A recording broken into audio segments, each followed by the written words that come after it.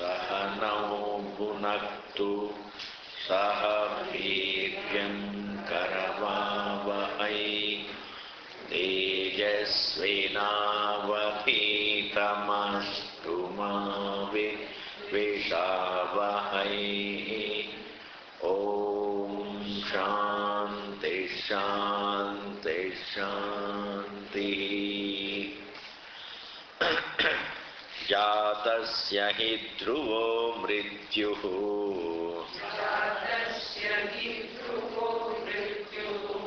dhruvam janma mritasya ca tasmad apariharyete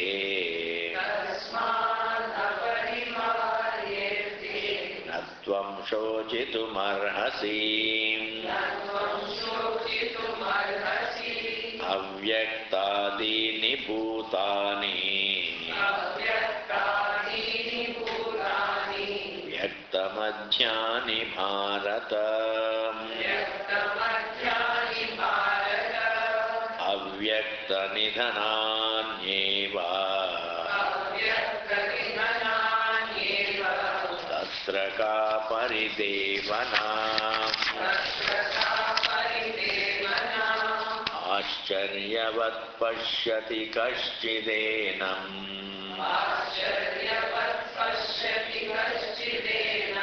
Ascharyavat vadati tathaiva chanyaham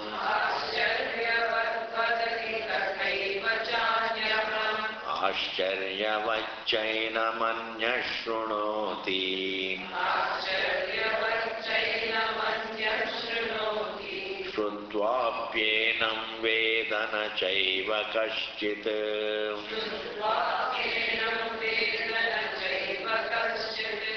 Dehi nityam avadhyoyam Dehe sarvasya bharata Tasmat sarvani bhutani Natvam shocitumarhasi Swadharmamapi cavekshya Navikambitumarhasi Dharmyati yuddha shreyonyat yuddha shreyonyat kshatriyasya na vidyate.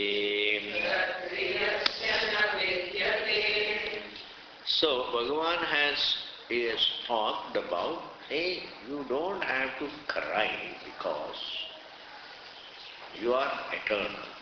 That's the first argument. You can't die. It's not possible for the observer to die. The experiencer can't die. Because if the experiencer dies, if the experiencer were to die, then the very death of that experiencer cannot be proved unless it is experienced by another experiencer. Therefore, experiencer never dies. We don't experience dying. We don't experience our own self dying.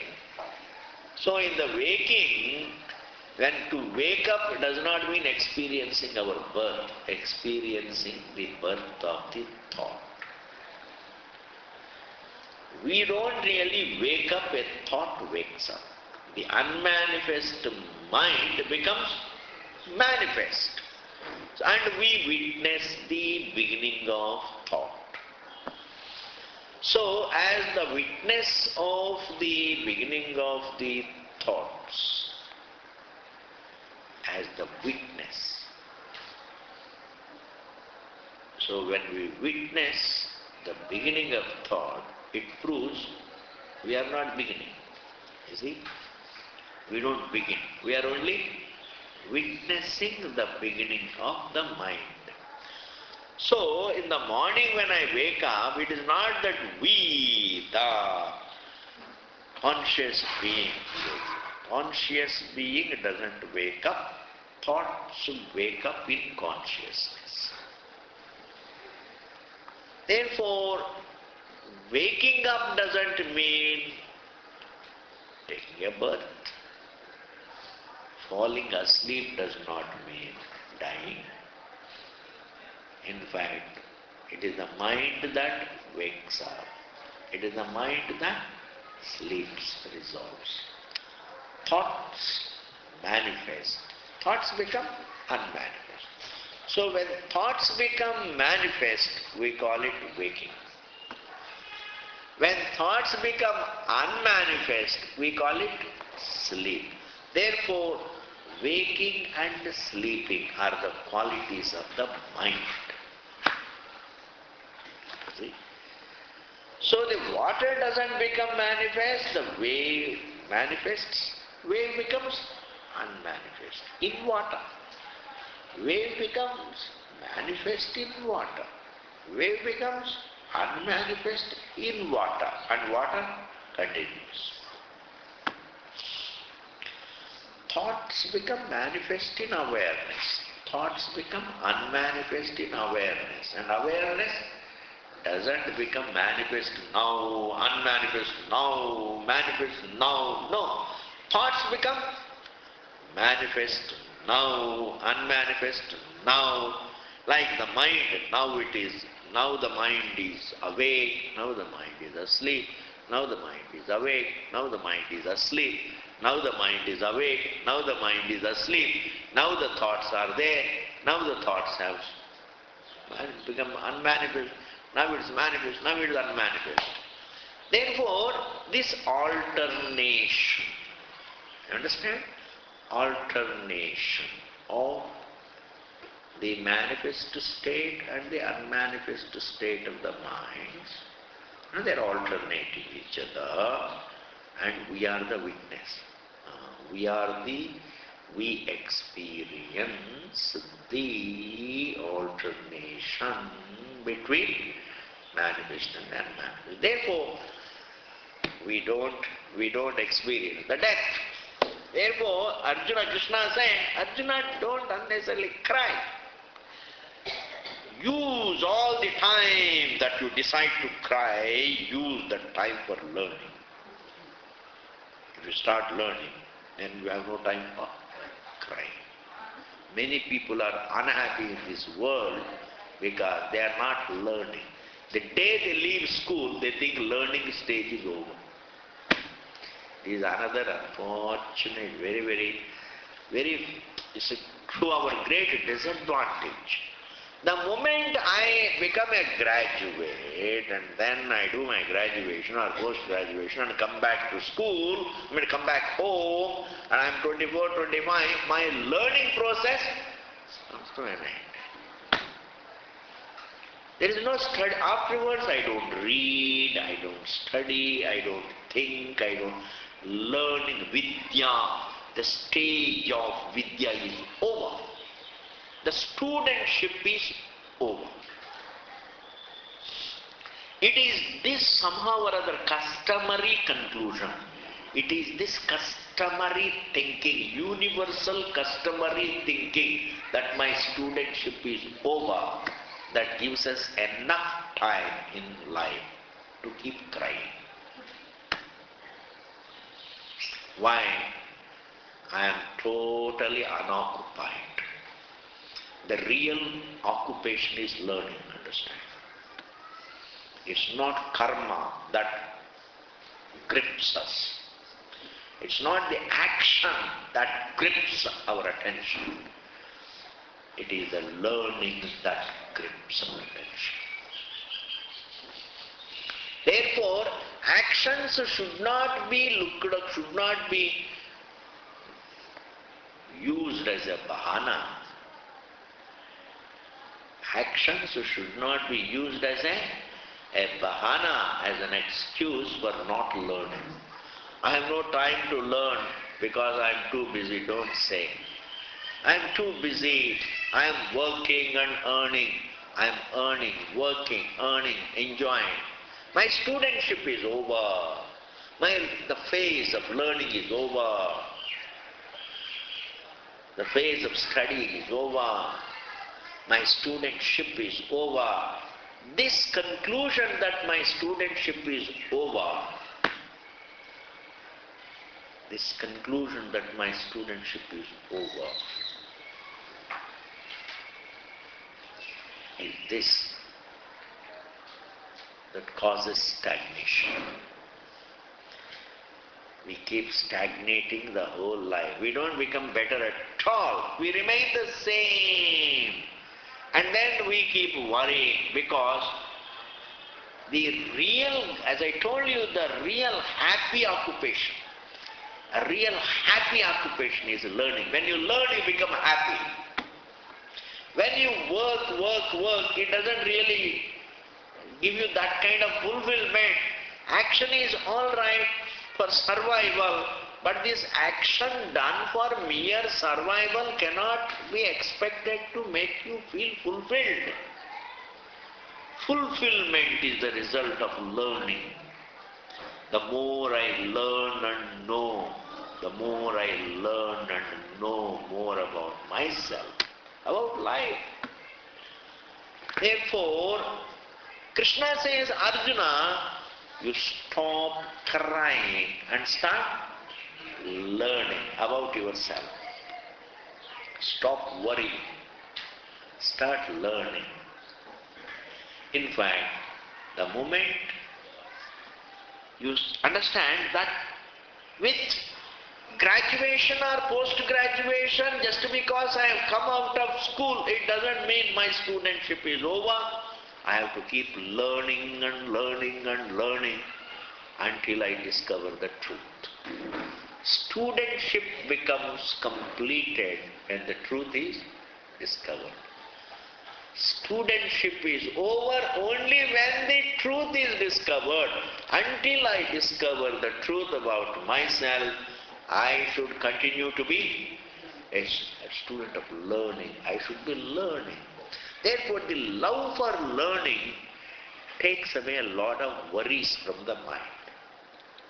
If there is nothing, there is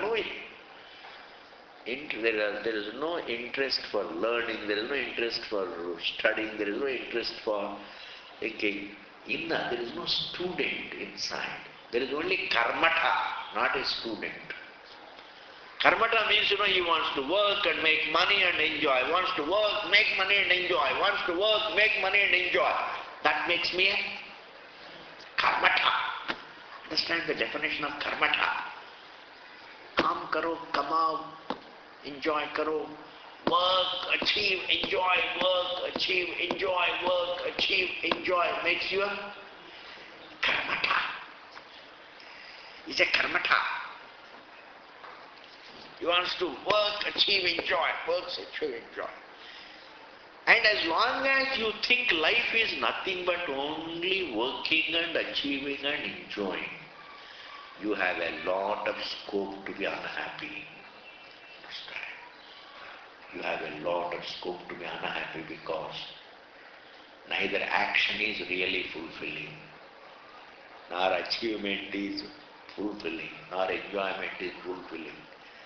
It doesn't fulfill. Even if it creates fulfillment, it is so temporary. It's so temporary. The more I work, the more I want to work. The more I achieve, the more I want to achieve. The more I enjoy, the more I want to enjoy. Where the love for more is triggered, there is only unhappiness. I'm telling you. Where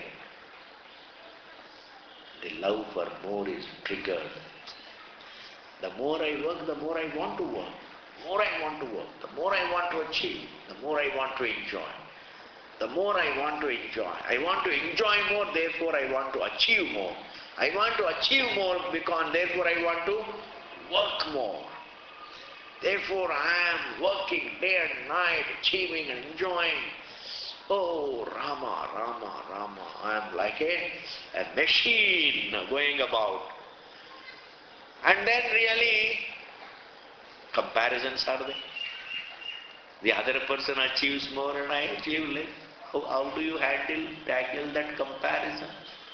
Is it ever possible to close your eyes to your brother's growing riches?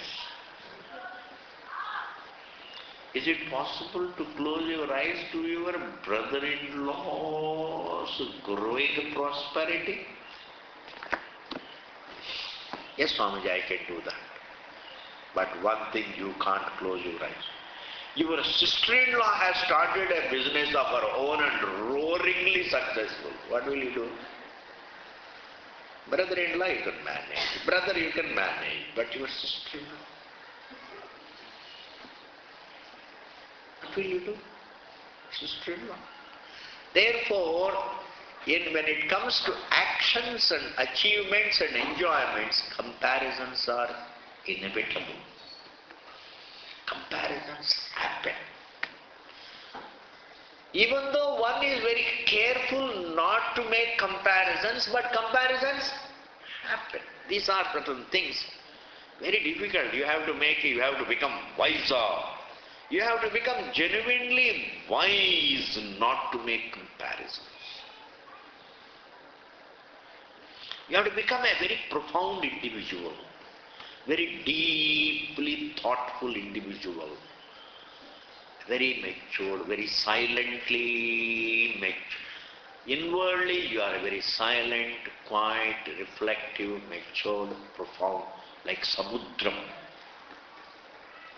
Inwardly you should be like a Samudra to brush aside all comparisons. Standing as Samudra, you will not compare yourself with any wave. Standing as a wave, you will definitely compare yourself with other waves. Standing comparable, you will compare yourself with others.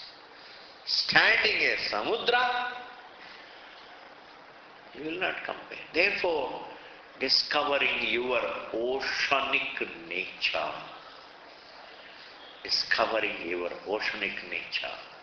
and the subject, this conscious being, is the ocean. Form is a wave, seer is the ocean. I am telling something very, very, very, very fantastic. Thinking that you all are going to follow. You see, even if it is not followed once or twice, but that is what is worth following. You see, what should be taught is what is worth understanding. Don't teach people what they can follow. Teach people what they need to follow. Just telling them, in fact, what they can follow is already what they know. What they already know, they can follow. Telling a Ram Katha to now, they all follow. Why? Because they already know it. Don't teach people what they already know and therefore can follow. Teach them what they need to follow, need to know. Therefore, even if they can't now, let them follow tomorrow. If they can't follow tomorrow, let them follow after 25 years, because that is exactly what they need to know. Shastra teaches us what we need to know. It is not that it teaches some light thing which we can follow. It is not what we can follow, but what we need to follow.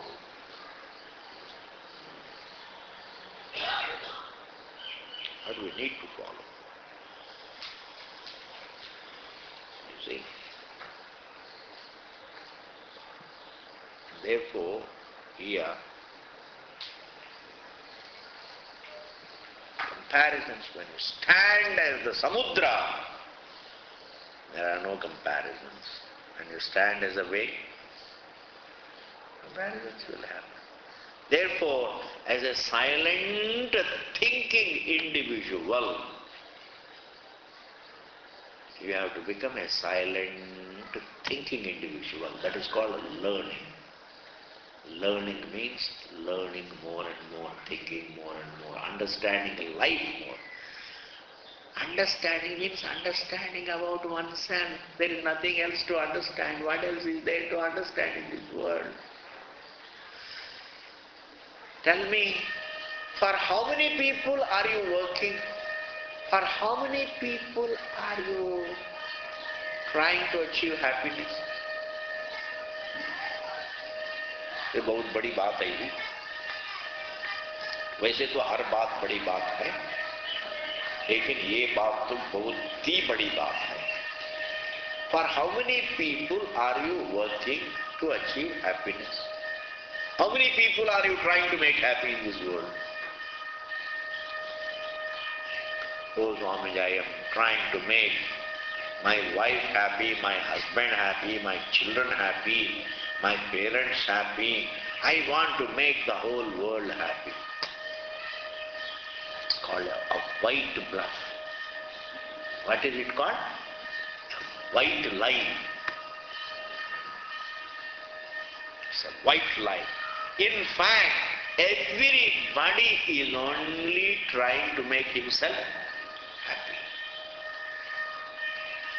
You make your children comfortable because you are attached to them. You want to make them comfortable, and that idea that you have given them enough makes you happy. See? I am attached to my wife. I want to leave behind a lot for her so that she will be comfortable and happy, and that idea that she will be comfortable makes me happy. Therefore, even when I look to be making many people comfortable and happy, but the motive is my own happiness.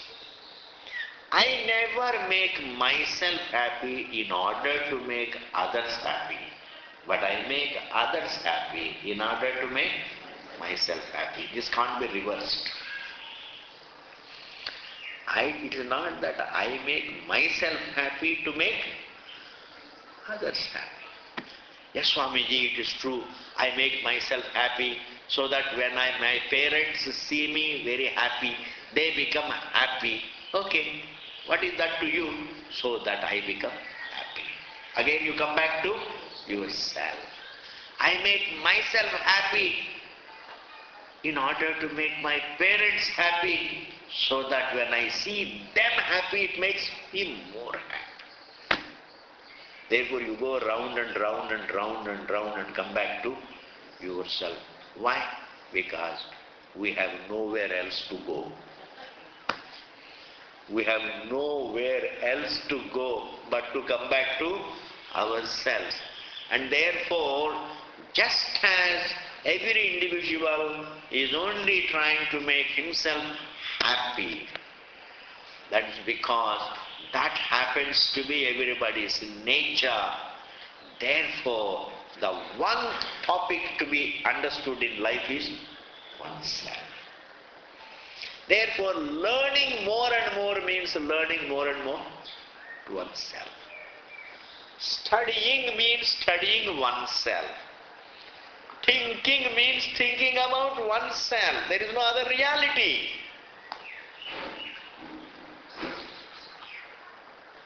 It is like, when you work, it is for yourself. When you achieve, it is for yourself.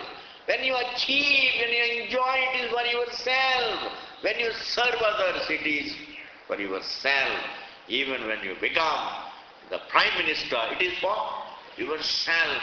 No, it is not for myself. It is for the society. That is all okay. But then why do you want to make the whole society? Why do you want to serve the society? Because when I serve the society, and when the whole society is so happy, that makes me happy. Therefore, it is always oneself. It is not selfishness. It is the reality. Therefore, learning more and more means learning about oneself. Therefore, Arjuna says here, Krishna says here, Arjuna, you have been working, you have been ambitious, you have been nursing ambition for power. This ambition for power has eclipsed learning in life. This ambitions eclipse Vidya. Our ambitions come in the way of learning about ourselves. Our ambitions must be secondary. Our education about ourselves must be primary. Sounds very unrealistic, impractical. What Swamiji says is all very impractical. How can our ambitions be secondary and self-study be primary? It is unrealistic. That is how one thinks. Do you know? I'll give you an example. A man who is used to taking alcohol, if I tell him, please reduce it, what will he say? Unrealistic. It is impractical because I am so used to drinking alcohol. You are asking me not to take it. It is unrealistic advice. It is an unimplementable advice. Reduce it, unrealistic. Stop it. Why don't you stop it totally? Oh, it is impractical. Give me some practical advice. Realistic advice. What advice can you give? What is the realistic advice? Keep going. Keep drowning yourself. Without that advice also he is going to do it anyway. So where is the relevance of that advice? In the same manner in life, when we say ambitions should be secondary,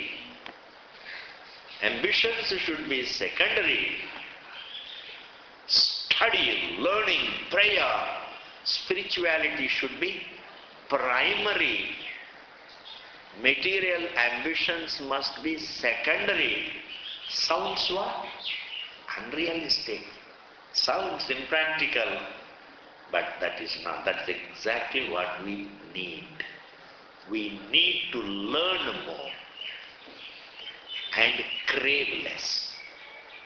Learn more, crave less. Study more and crave less. Understand more about ourselves and crave less.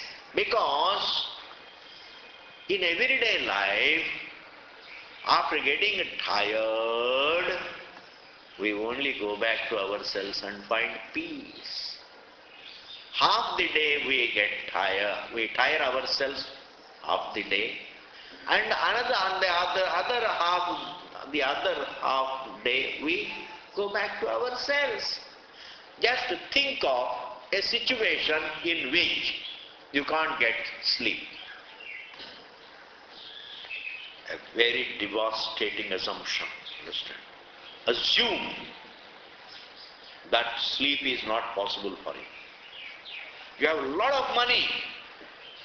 You have a lot of money, lot of estates, lot of God, everything the best. All that is the best. In fact, all the money from Enron you have taken out. That is why it collapsed. The American politicians siphoned out all Enron money. Therefore, when you siphon out, then it just collapsed anyway. All that money is with you. All that money is with you. What will you do? The best house, best beds, best bed sheets, imported bed sheets, imported from Iran, carpets imported from Iran, etc., etc. What will you do? No sleep. What will you do? Miserable. An individual is miserable. He says, take away everything that I have. Give me a wink of sleep. give me some sleep. Do you know what it means? Let me go back to myself. I am tired of this world. Let me go back to myself. Love to fall asleep is nothing but the love to go back to oneself. Therefore, our everyday life is a clear evidence of our importance. Clear evidence of the value of the subject. And therefore, crave less and learn more. Then you will not have any problem, you will not cry, Arjuna. When you are learning, you will not cry. Most of our unhappiness is attached to material ambitions. Understand? Most of our complaints, our unhappiness, our depressions, our bitterness with others, our complaints, our depressions, our cravings and our unhappiness, all these things are associated with material ambitions. Just think of bitterness for somebody without involving any material problem. No money is involved, no property is involved. No material pleasure is involved. No gold is involved. And no, what we call, woman is involved. No woman, no wine, no property, nothing is involved. No material. Can you be bitter? Can you be bitter? Can you be bitter? Bitterness itself is a product of material wealth. What I want somebody takes away, I become bitter.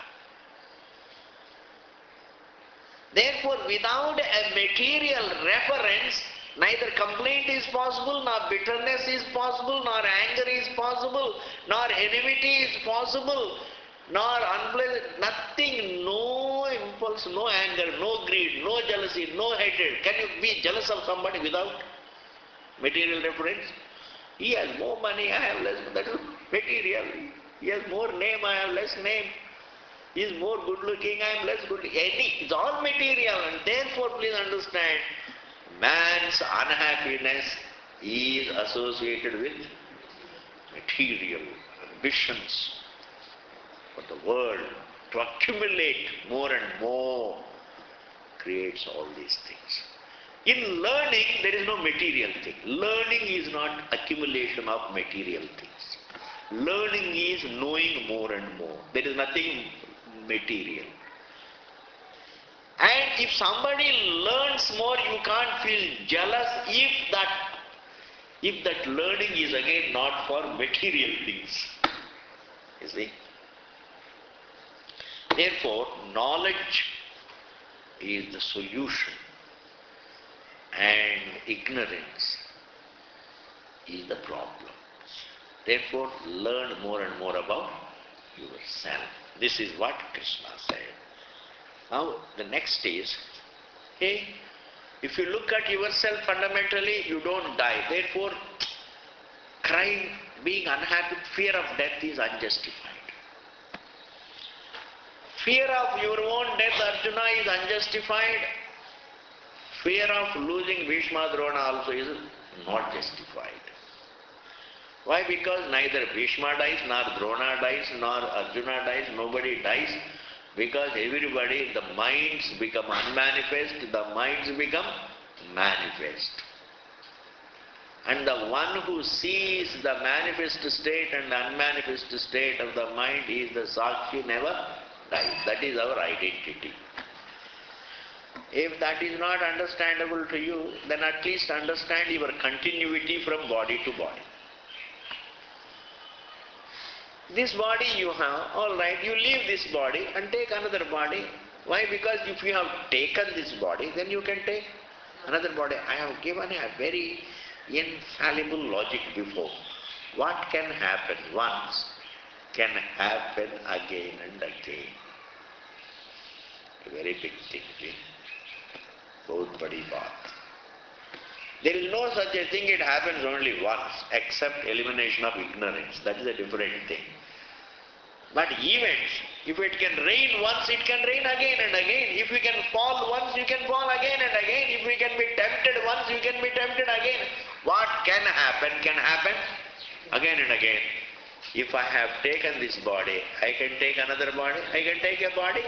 If I take a body once, if I have appeared in a given form once, then I can appear in another given form again and again. Therefore, rejecting rebirth is being illogical, whereas appreciating rebirth is being logical. What can happen? How can you say this is the first and the last event? I mean, if I can do an action once, I can do it again and again. If I can do once, I can do again and again. Why not? If I can crave once, I can crave again and again. In fact, all that we are experiencing in life are repetition of the same thing. I mean, it's amazing. If I can wake up once, I can wake up again and again. If I can sleep once, I can sleep again and again. If I can dream once, I can dream again and again. If I desire, I am desiring again and again. I am enjoying again and again. I become angry again and again. In fact, the same thing we are repeating, the same day we are repeating over and over again. Therefore, repetitiveness is called cycles. We are all having cycles, and therefore, you would take this body, and then you will take another body, another body, another body. Therefore, there is a continuity. Therefore, because you have continuity, why do you have to cry? And why do you have to imagine that we just as now that you are born into this form, you don't miss the past. You don't miss the past. Similarly, when you are born again next life, you won't be missing this body. You won't be missing what you have earned in this life. You won't be missing the kith and kin you have now. Generally, what we do, we think of the future with a thought of missing the present. But you will never come across the future with a thought that you are missing. In the dream, do you miss the waking? Are you able to follow? In the dream, do you miss the waking? In the dream, do you miss the waking? In the waking state, do you miss the dream? No. In deep sleep, do you miss the waking? In deep sleep, do you miss the dream objects? In the deep sleep, do you miss the waking objects?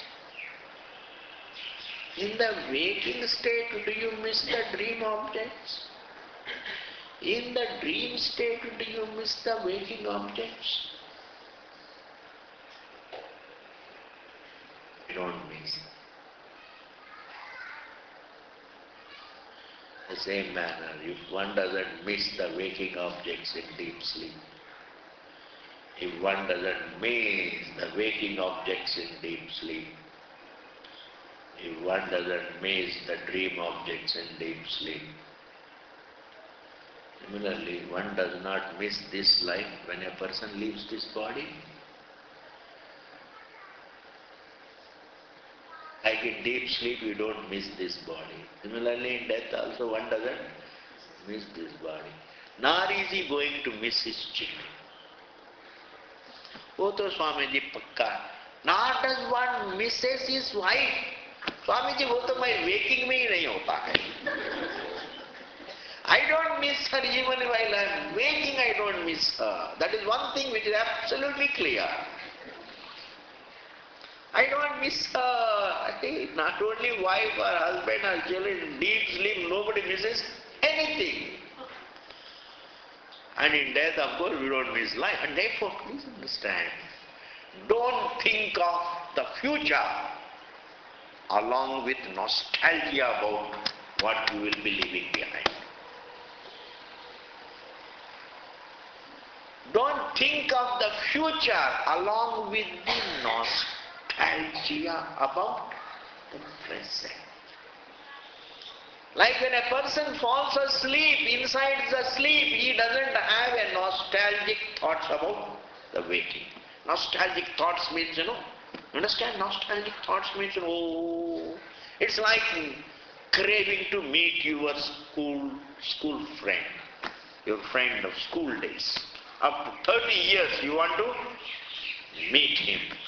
And you love to meet, you miss him, you want to see him, crave to see him and meet him and know of him. This is called nostalgia. It's called nostalgia. In the sleep, just now really I am working for everything. I have tired myself to accumulate all the wealth. And after accumulating all the wealth, I feel tired and go to sleep. In that sleep, I don't miss this. This doesn't touch one's thinking. My God, if this doesn't touch, then what is going to touch? I have accumulated the whole wealth, and accumulating all the wealth, I feel tired and go to sleep, and in that sleep I don't miss it. It doesn't exist for me. I don't miss it. I am totally free from it. Thus, don't think of future with some thoughts missing the present. Don't think the future will be full of memories about the present. Don't think of the future. Don't think the future will be like dream is not full of memories about the waking. Nor waking is full of memories about the dream. Nor deep sleep is full of memories about the waking and the dream. Nor death is full of memories about life. When you change the state, it is gone. It resolves. When the change of state, it resolves. And therefore here, Krishna says to Arjuna, don't unnecessarily think of the future and start crying. Future is freedom from the present. That is there. When you reach tomorrow, you will be free from today. Day after tomorrow, you are all the time free from the past. Therefore, anyway, what stays with you is yourself. What is continuing you is only yourself. What is left behind? Things are left behind. Kith and kin are left behind. The one who goes ahead is yourself. Only you go ahead from form to form. And every form is left behind. It's like when you are moving towards Gangotri, you leave behind the road, you leave behind the places, you leave behind the trees, you leave behind all that you come across on the way. On the way you come across a lot and you leave behind a lot. All that you come across, you leave behind. Think of one thing that you come across, but don't leave behind. Is there anything in life that you come across, but don't leave behind? All that we come across, we leave behind. And we ourselves go ahead. Look at life more fundamentally. With this, Bhagavan begins the next verse. Please see. Jatasya hi dhruvo mrityu. Now, Krishna puts up an argument. This argument is a very interesting argument. Bhagavan, this is what everybody's argument is. The self may be eternal, the experiencer may be continuous, I as a conscious being may be continuous, but my attachment is for this form. Bhishma as a conscious being may be eternal, but that form is what I am attached to. When I think of my grandfather, it is that form. When I think of my father, it is that form. When I think of myself, it is that form. That is why we have pictures of those forms and keep them in our houses. It is these forms that I am attached to. If you are talking about the spirit, I am not thinking so much about that spirit. For me, the person is nothing but the form. I can't separate the person from the form. If I can separate the person from the form, then there would be no problem. But I am not able to separate the person from the form. Whereas Krishna's whole teaching is to help us separate the form from the person. The whole Bhagavad Gita is meant to help us separate in our vision, separate the form from the person. The person is the truth. That form is an appearance. It is the person that moves from waking to the dream and sleep. This form doesn't go. This form doesn't move from waking to the dream and dream to sleep and sleep back to waking. It is the person, it is the conscious person that moves from the waking to the dream, dream to sleep, and sleep to waking, etc. This is what Krishna is trying to help us understand. Whereas Arjuna says, okay, Bhagavan, all that you say is okay, it is a high philosophy, all right, full marks to you, all right, but my problem is, for me, the person means only form. Bhishma means that old form. Drona is that form. Now, how not to, my worry is, my fear is that I don't want to lose the form. I don't want to lose my form, I don't want Bhishma, my grandsire, to lose that form. I don't want my friends to lose their forms. I don't want my parents to lose their forms. I don't want my children to lose their forms. I want really all those for whom I have love and respect, I would like them to have their form. So that form is the one that reigns supreme in this world. Spirit is invisible. Spirit is invisible. We don't know what is the spirit you are talking about. But these forms, living forms, walking forms, these forms with life, these forms, these breathing forms, these forms breathing, these forms alive, these forms that I am attached to. So I don't want those forms, I don't want to lose those forms. In answer to this argument, Krishna says, hey, that is being unrealistic. If you want the forms to be eternal, that is being unrealistic. In fact, attachment to the forms is not to your advantage at all. Because attachment to the form means the form will change, you will feel unhappy. Attachment to your own form is not to your advantage, and therefore as you become older and older, look into the mirror. After 50, people take the mirrors out. Because you don't want to look into the mirror. When you are in 20s and 30s, never get out of the mirror. Always standing in front of the mirror. Your mirror in the bedroom, everywhere there are mirrors and mirrors, so that as you enter the house, you are seeing yourself. And once you touch 50, take all the mirrors out. Yeah, I don't want to see myself, all the time growing older.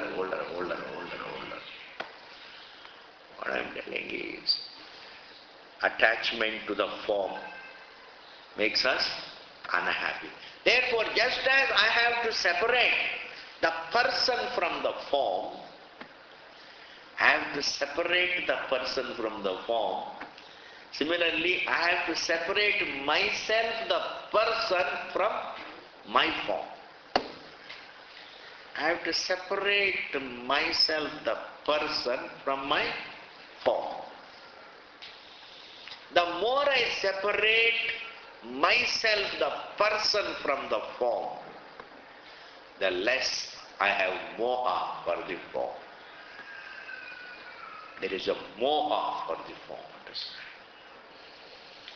It is not merely taking care of the form, there is something called moha.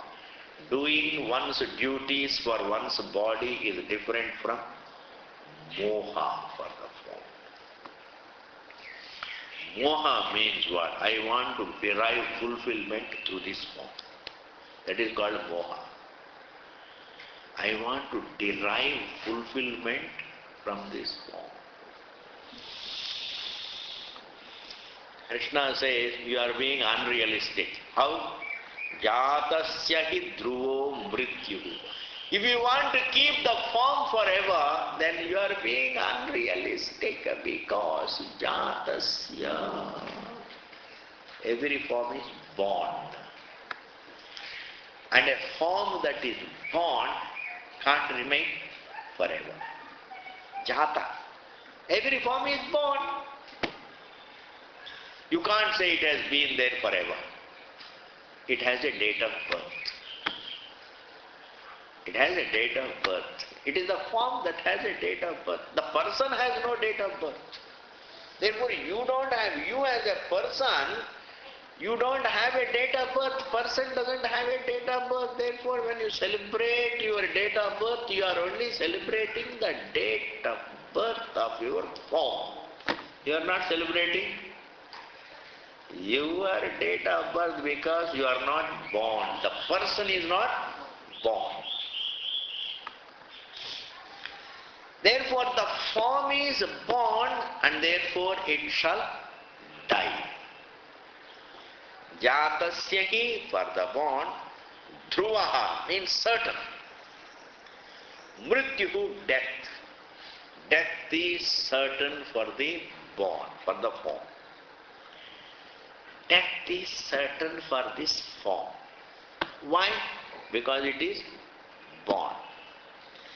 Therefore, that it is born makes it subject to death. Now, if this is something any school boy understands. And other example, if you have come, you will go. If you have gone to America, you will come. If you have come, you will go. If you have gone, you will come. If you have reached, you will part. If you have met, you will part. If you have reached, you will depart. If you have met somebody, you meet, you part. And sometimes you part, again you meet sometime, or again you part. You just go on. Therefore, similarly, gain and loss. Gain involves loss. Similarly, birth involves death. Shares went up in order to come down. Yes. Whenever something goes up, unnaturally, unusually, you see, unrealistically going up, it will come down. Yes. It will come down. Anything that goes. When somebody's vanity goes up, you become very, very uncontrolled ahankara. Somebody becomes, very, very, very, very vainful. Then he is going to meet his match. He is going to meet his match, and his vanity will will come down. And therefore, anyway, a form that is born has to die. If this is the thing, then what is the use of developing moha for the body? What is the use of developing moha for the body? There is a moha for the body. Therefore Krishna says, hey, use the body, don't have moha for the body. Use the body. Take care of the body. It's like you have a house, take care of the house and use it. But don't build dreams on it. Don't build false hopes on it. If you build false hopes, if you build dreams, you will be disappointed.